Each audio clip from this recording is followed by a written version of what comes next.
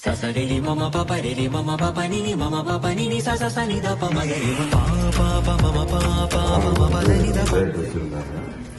இப்போ பார்த்தீங்கன்னா அந்த உள்ள வரத்துல படிக்கட்டு வந்து பிடிச்சதே ஏறி தம்பிங்க.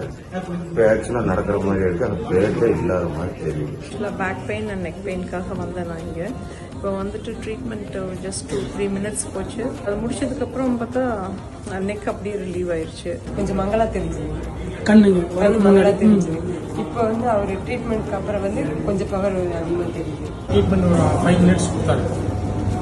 அதுக்கப்புறம் வெளியில் வந்து கொஞ்ச நேரம் கழிச்சு பார்த்தா லைட்டாக கை நல்லா கை தூக்கம் போனது இவ்வளோ தூக்க முடியுது.